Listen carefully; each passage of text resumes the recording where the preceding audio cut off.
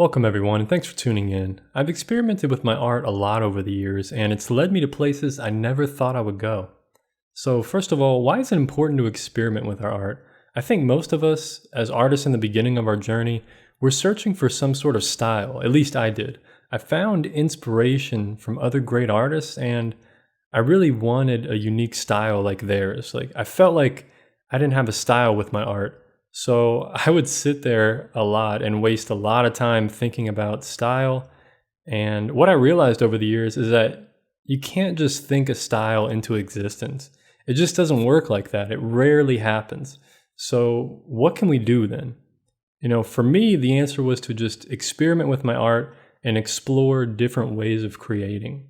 I'll share with you a few ways I experimented throughout the years with my artwork.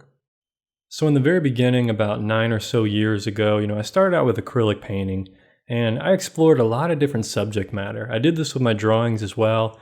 I did still lifes, I did landscapes, I did portraits. I just experimented with all different kinds of subject matter, animals, and I tried to figure out what I gravitated towards the most. And for me, it was landscapes when I did painting. And when I did drawing, I didn't really know yet when I did drawing. I thought I liked portraits a lot. I did a few animals, but mostly portraits and things with drawing.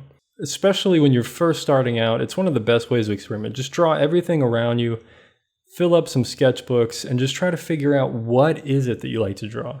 So figure out the what, right? That's what the subject matter is, figuring out the what of what you like to do. The next thing I did is I started experimenting with new materials. So once I kind of started understanding what it is that I actually like to draw and figuring that whole subject out, which could be another video in itself. With painting, I did acrylics, and then I started mixing in different mediums into the acrylic to make them dry longer, last longer. And then I started getting into oil painting. And then, I went from graphite to using toned paper sketchbooks. So I was using white regular paper with my graphite. And then I started using charcoal and white charcoal on toned paper. And what I realized, I really love the toned paper. This is so much better than white paper. So then I just started using the toned paper sketchbooks all the time. And I started playing around with different colors. They had toned tan, toned gray. I started playing around with blue papers and green, all different colors, right? So new materials was huge. And going through painting as well, I went from acrylics to oil paint and then to watercolor over all these years, over 8 or 9 years. Just experimenting, and now I've learned that I really love watercolors. And something I didn't mention with drawing is that when I 1 or 2 years ago, or actually last year, I started experimenting with pen and ink. And I just randomly started picking up pen and ink. I've never had any desire to do pen and ink. If I sat there and just tried to think of a style, what's this great style that I'm going to have with my art? What do I want to do? What are the materials that I would love to use? Pen and ink would not be on the list. I would not sit there and think about pen and ink. But since I actually did something rather than just thinking about it all day, I discovered a love for pen and ink on toned paper that I never knew was there.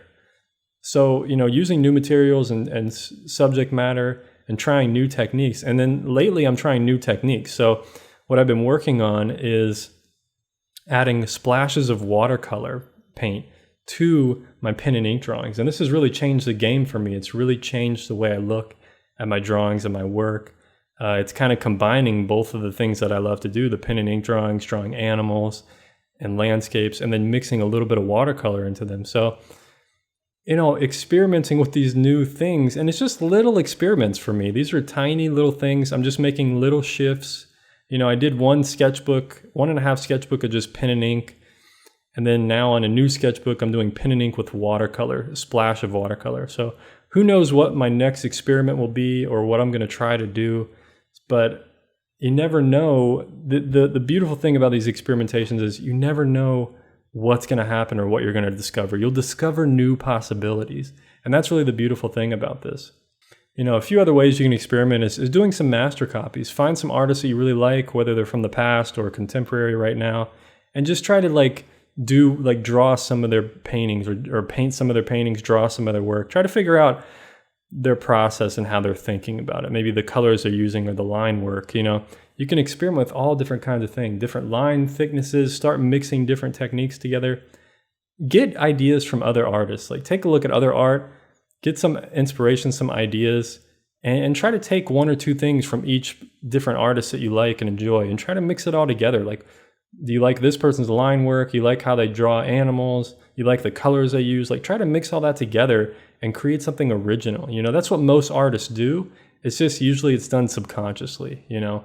Usually we have a whole bunch of inspiration we look at, and nowadays I don't even look at much art at all. You know, I kind of just do my own thing, and every once in a while I'll go back and look at some inspiration, but very, very rarely.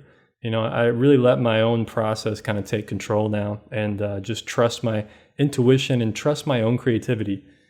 You know, have confidence in myself that I'm going to create something original, or at least original for me, and enjoy it. You can't really think about this stuff.